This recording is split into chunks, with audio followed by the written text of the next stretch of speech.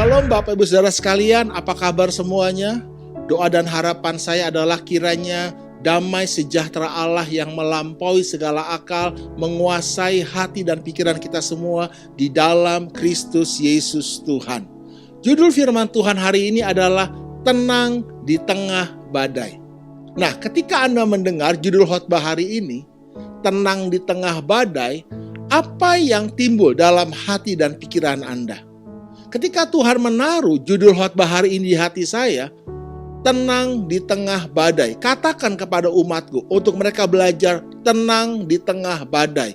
Dua pertanyaan ini muncul dalam hati dan pikiran saya. Yang pertama adalah mungkinkah? Dan yang kedua adalah normalkah? Karena saya ingat di tengah pergumulan keuangan dan keluarga saya pada waktu itu beberapa tahun yang lampau, saudara, dua firman Tuhan ini pun berbicara di dalam hati saya. Dalam tinggal tenang dan percaya terletak kekuatanmu. Yesaya 30 ayat 15. Dan yang kedua, bersukacitalah senantiasa dalam Tuhan. Sekali lagi kukatakan, bersukacitalah. Respon saya pada waktu itu adalah dua pertanyaan ini.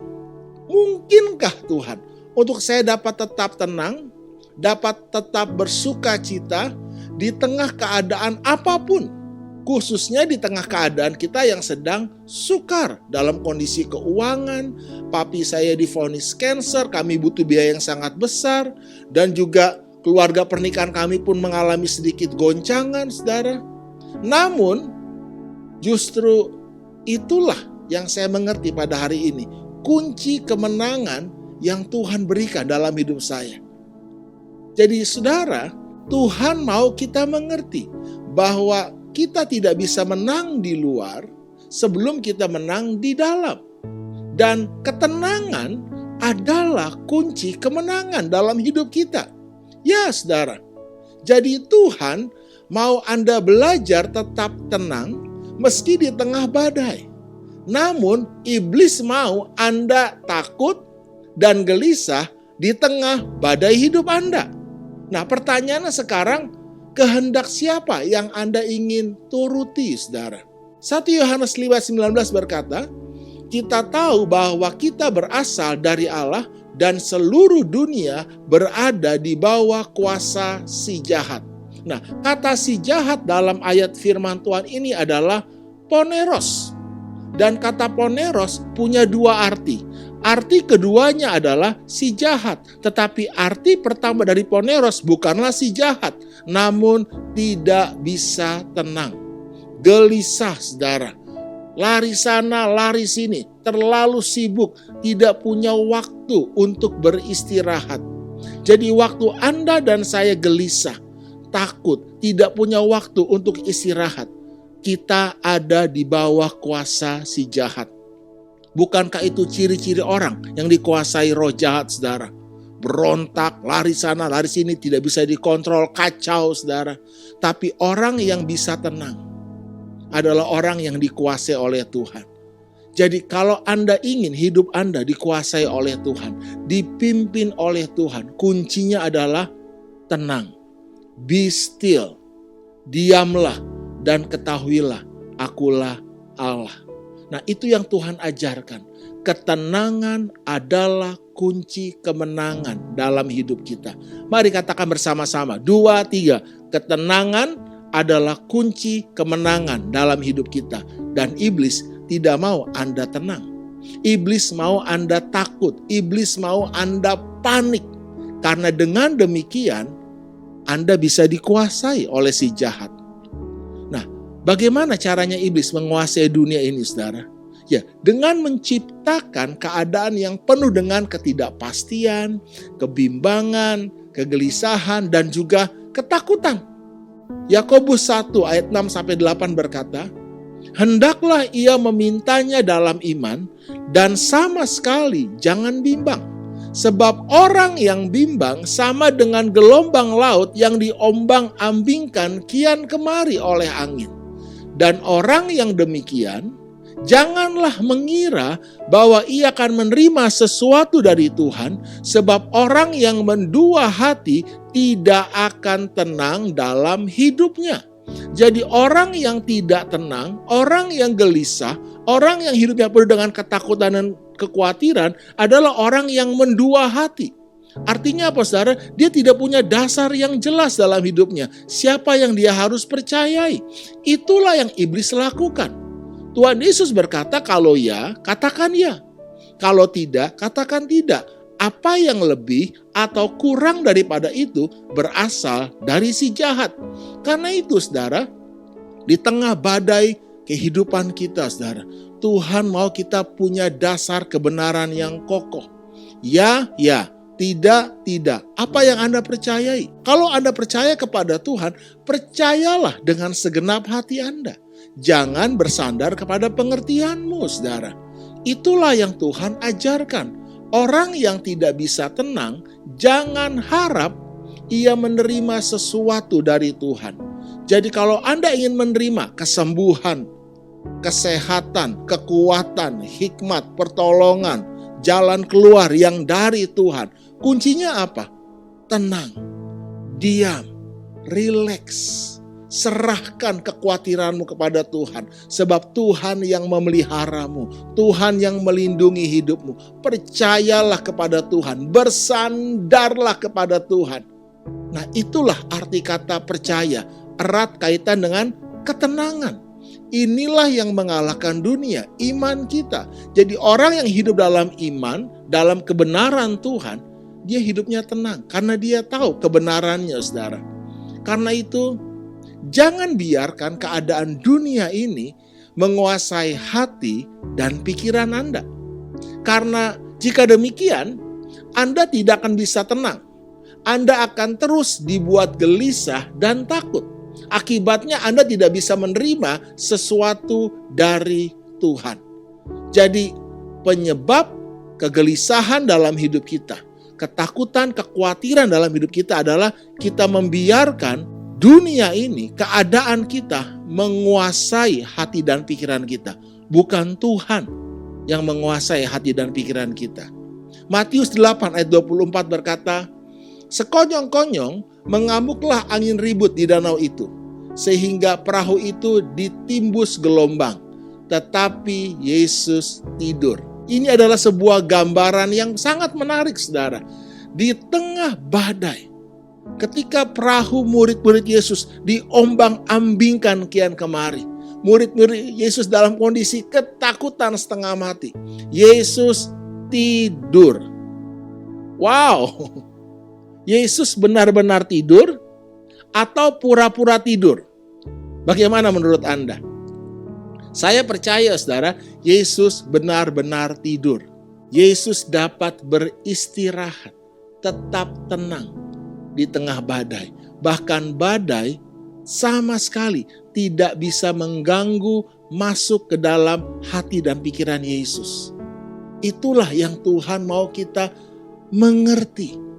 Tuhan mau kita belajar seperti Dia.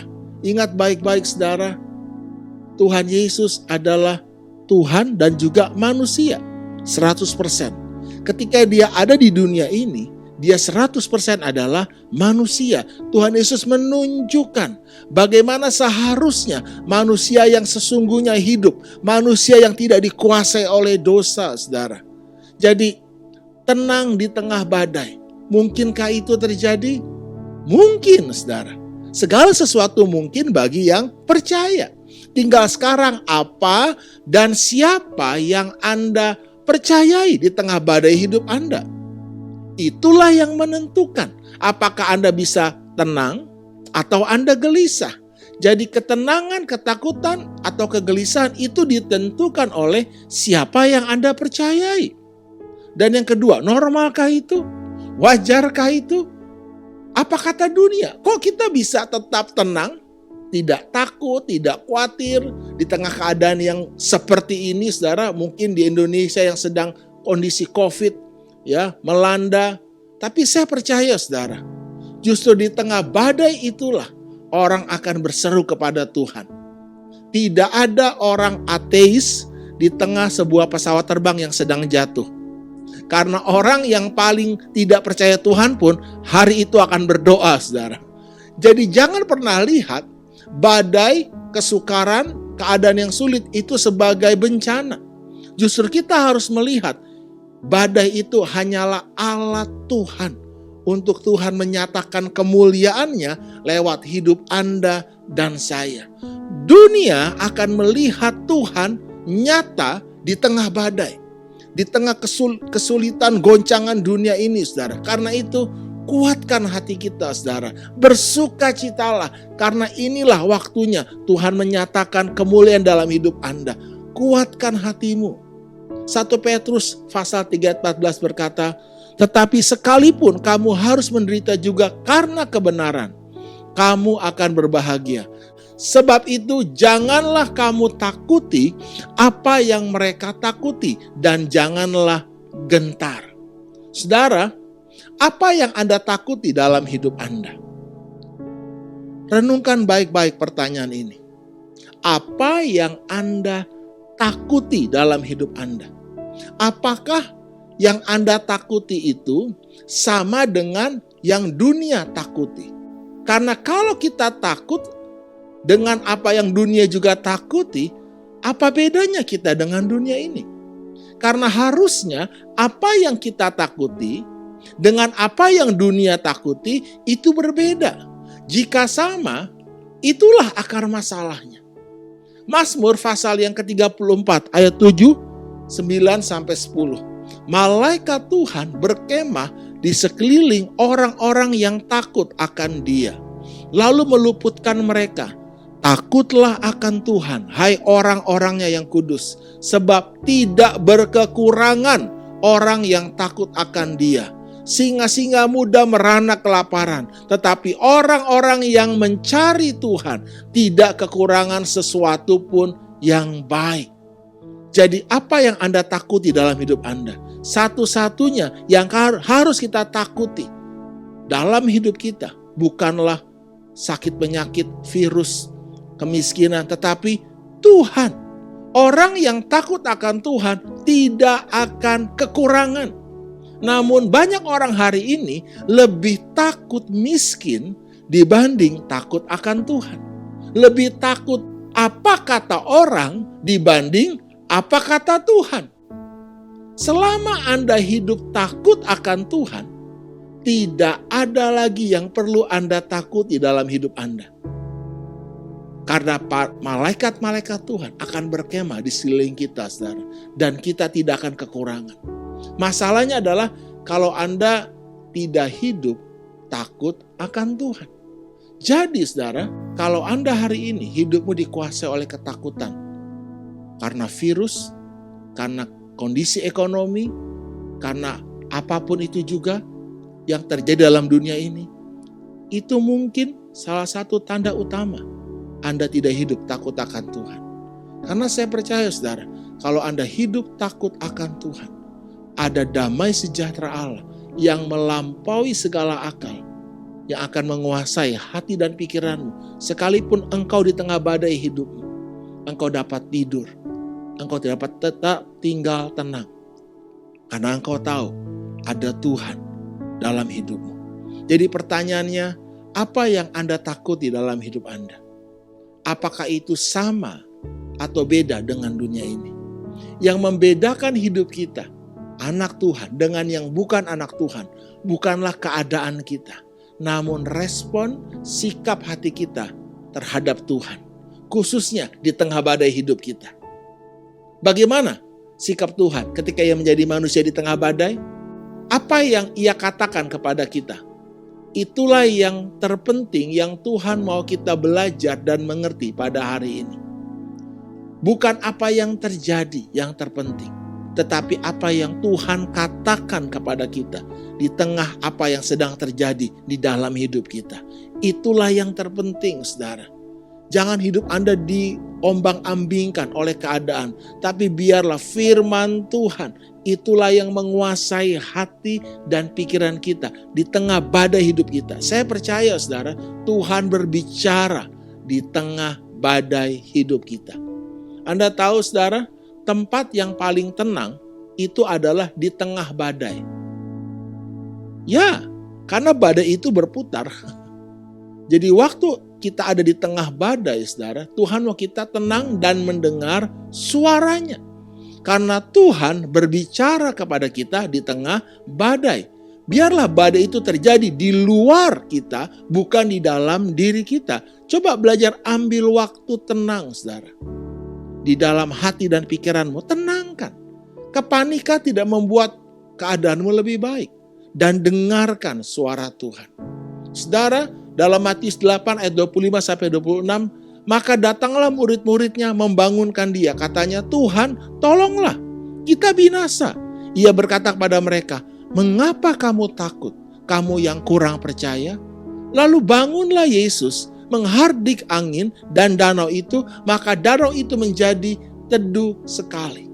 Ada dua perkataan penting yang Tuhan katakan kepada kita di tengah badai hidup kita.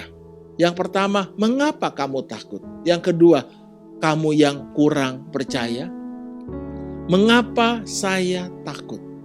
Pernahkah Anda mempertanyakan ketakutan Anda? Mengapa Anda takut? Coba jawab, mengapa Anda takut? Jadi, ketakutan sesungguhnya bukan sesuatu yang harus kita ikuti, tetapi sesuatu yang harus kita pertanyakan. Mengapa saya takut? Mengapa saya gelisah? Mengapa saya khawatir?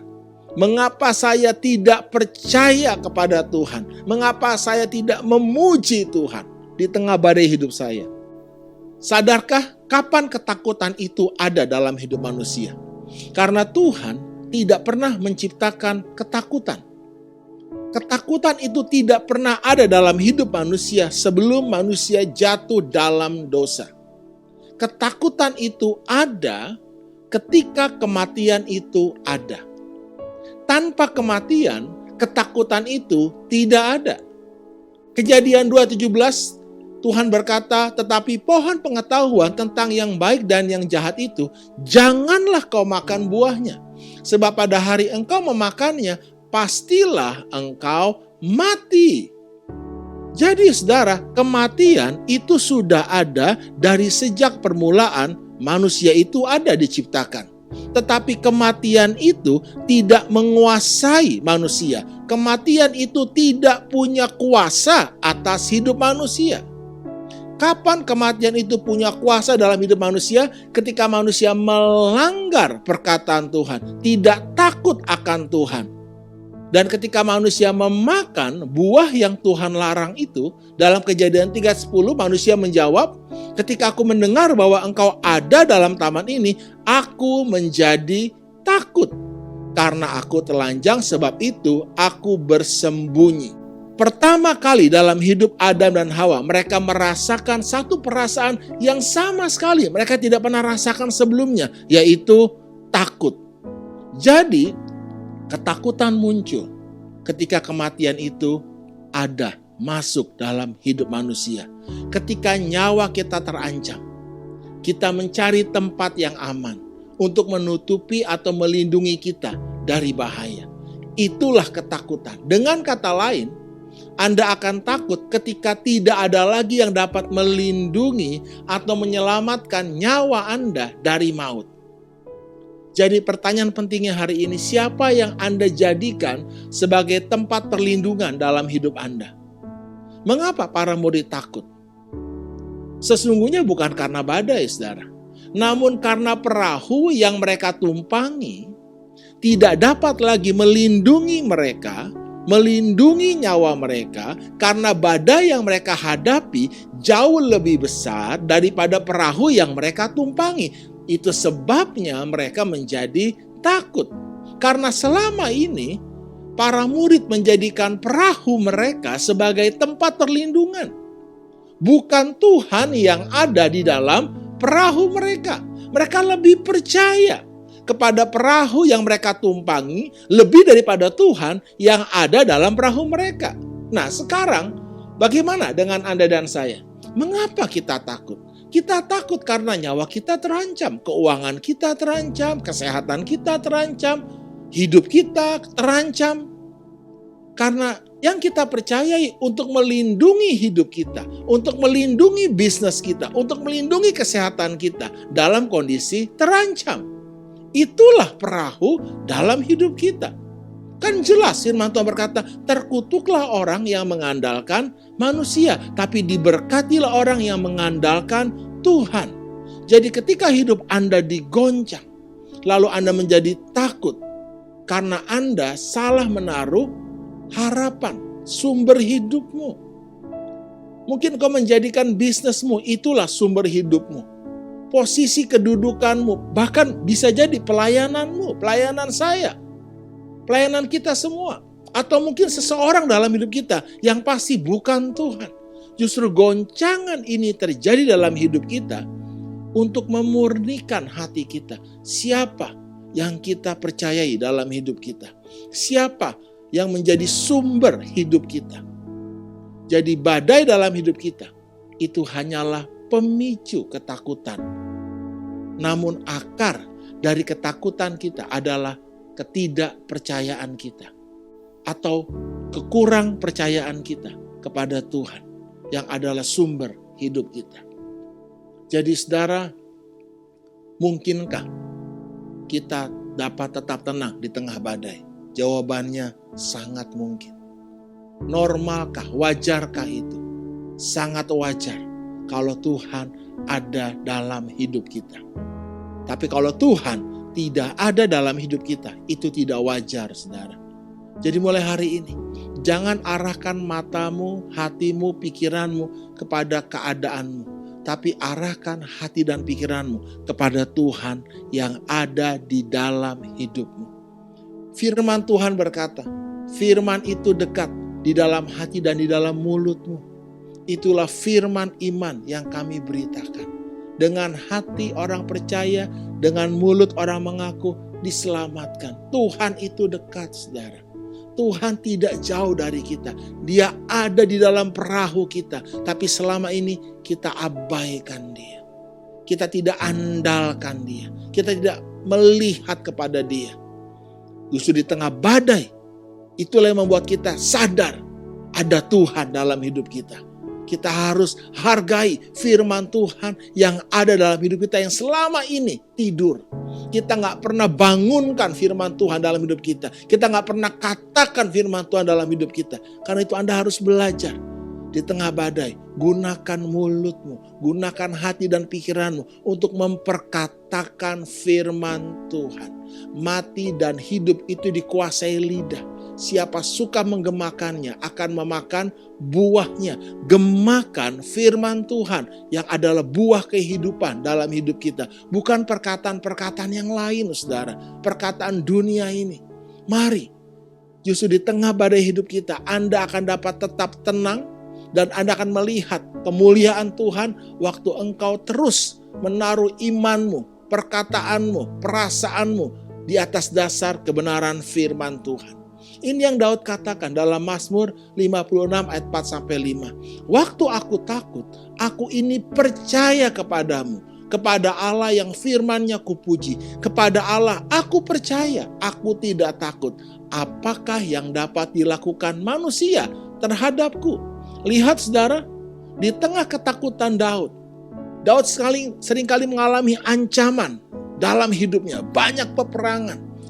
Daud seringkali mengalami ketakutan yang luar biasa. Bagaimana caranya Daud mengatasinya? Yang pertama dikatakan, waktu aku takut, aku ini percaya kepadamu. Kepada Allah yang firman-Nya kupuji. Kepada Allah aku percaya, aku tidak takut. Jadi saudara, ketika Anda takut, Anda harus perkatakan firman Tuhan. Aku percaya kepada Tuhan. Ayo saudara, aku percaya kepada Tuhan. Yang apa? Yang menyelamatkanku, yang melindungiku. Tuhanku itulah kekuatanku. Jadi waktu Anda takut, Anda percaya kepada Tuhan. Nah, percaya itu bagaimana? Anda harus ucapkan percaya di hati, mengaku di mulut. Jangan diam. Kalau hari ini Anda takut kekurangan, saya pun mengalami, saudara. Ya, waktu saya mengalami dan istri lihat, loh, ini kondisi keuangan lagi nggak bagus ini.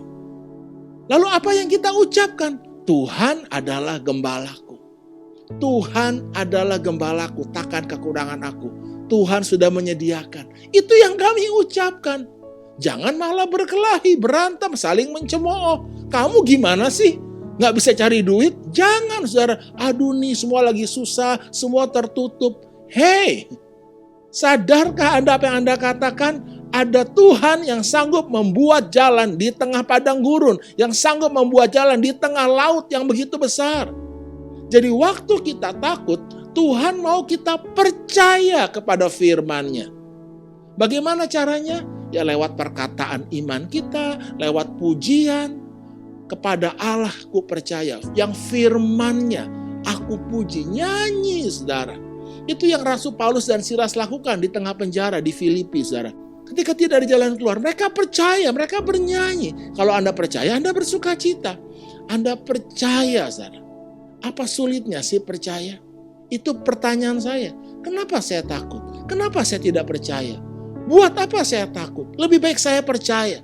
Saya jalan keluar, saya menyanyi, saya memuji Tuhan, saya bersuka cita. Saya melakukan apa yang saya dapat lakukan karena saya percaya. Maka Anda akan melihat, saudara, kemuliaan Tuhan di tengah badai hidupmu. Dan yang kedua yang dapat lakukan adalah, apakah yang dapat dilakukan manusia terhadap aku? Lihat, saudara, ketakutan bukanlah sesuatu yang Anda harus ikuti atau turuti. Tapi ketakutan dalam hidup kita adalah sesuatu yang harus Anda dan saya pertanyakan. Apa yang dapat dibuat manusia terhadap aku? Ini menarik. Sekarang, apa sih yang terburuk dari ketakutan kita? Mati, kan? Mati apa, saudara? Tubuh kita. Nah, ini yang Tuhan katakan dalam Lukas pasal ke-12 ayat 4-5. Aku berkata kepadamu, sahabat-sahabatku, janganlah kamu takut terhadap mereka yang dapat membunuh tubuh dan kemudian tidak dapat berbuat apa-apa lagi.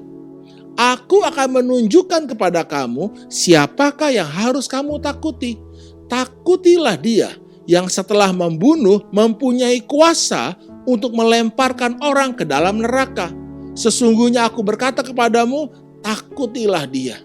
Bukankah burung pipit dijual 5 ekor 2 duit? Sungguh pun demikian, tidak seekor pun daripadanya yang dilupakan Allah. Bahkan rambut kepalamu pun terhitung semuanya. Karena itu, jangan takut. Karena kamu lebih berharga daripada banyak burung pipit. Amin. Apa maksudnya, saudara? Burung pipit itu murah. Tapi bukan masalah murah atau mahalnya sebenarnya. Ketika burung pipit itu dibeli dengan harga yang murah dan burung pipit itu menjadi milik Tuhan, Tuhan sudah membeli burung pipit itu. Ini gambaran, saudara. Kalau Anda punya sesuatu barang, sebutlah handphone ataupun apapun, emas yang berharga, Anda sudah beli, itu ada dalam perlindungan Anda.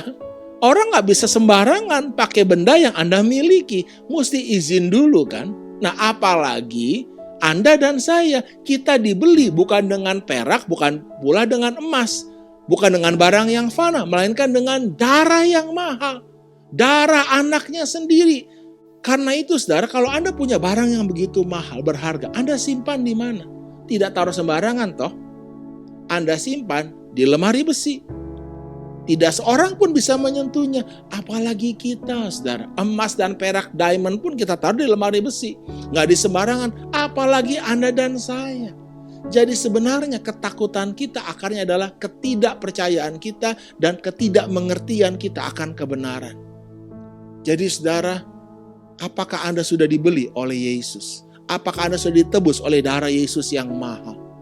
Saya tahu setiap hari, saudara. Setiap hari saya mengatakan ini. Ketika saya buka mata saya dan ketika saya mau tidur. Tuhan sendiri telah memikul semua dosa saya di dalam tubuhnya di kayu salib. Dosa, engkau tidak punya kuasa dalam hidupku. Sakit penyakit, engkau tidak punya kuasa dalam hidupku. Karena saya sudah dibeli dan telah lunas dibayar. Tubuh saya adalah milik Tuhan. Saya muliakan Tuhan dengan tubuh saya, dengan lidah saya. Kendali hidup saya, kendali tubuh saya ada di lidah saya.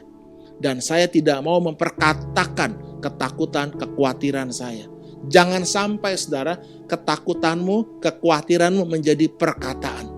Tapi Anda harus katakan perkataan Tuhan. apa yang Tuhan sudah katakan dan kerjakan buat kita semua di kayu salib. Oleh bilur-bilurnya saya sudah sembuh. Dosa, maut, kematian, engkau tidak punya kuasa. Sehelai rambutku tidak akan jatuh di luar kehendak Tuhan. Jadi Anda akan tetap bisa merasa aman karena Anda tahu kebenaran bahwa ada Tuhan yang berkuasa, yang memiliki hidup kita, bahwa kita sudah ditebus dengan darah yang mahal. Jadi mungkinkah kita dapat tetap tenang di tengah badai? Ya, sangat mungkin. Normalkah? Sangat normal. Karena kita adalah anak-anak Allah. Kita sudah dibeli dengan darah yang mahal. Dan Tuhanlah yang menjadi penguasa dalam hidup kita. Karena itu saudara, mari muliakan Allah dengan tubuh kita. Dengan mulut bibir kita. Ucapkan syukur dengan harta kita. Dengan seluruh yang kita dapat kerjakan. Apapun yang kita kerjakan segenap hati untuk Tuhan. Maka kita aman dalam perlindungan Tuhan. Mari arahkan hati dan pikiran kita. Bukan kepada keadaan berita dunia ini. Tapi kepada berita Injil. Kabar baik di dalam Yesus Kristus Tuhan. Yang telah mati menebus semua dosa kita. Mari kita berdoa bersama-sama. Bapa, hamba-Mu telah menyampaikan kebenaran firman-Mu ini. Engkau mau kami tetap tenang dan bersuka cita percaya di tengah badai. Karena itu adalah kunci kemenangan hidup kami. Di dalam nama Yesus, hari ini damai sejahtera Allah yang melampaui segala akal, menguasai hati dan pikiranmu. Jangan bodoh, kuatkan hatimu, jadilah tenang. Orang yang gelisah, orang yang takut, dikuasai oleh si jahat. Tapi kalau engkau dapat tetap tenang, engkau dapat dikuasai oleh Tuhan. Firman Tuhan yang menjadi penguasa dalam hidupmu. Hari ini terima firman Tuhan ini dalam hati dan pikiranmu. Di dalam nama Tuhan Yesus Kristus. Setiap kita yang percaya bersama-sama katakan amin. Tuhan Yesus memberkati.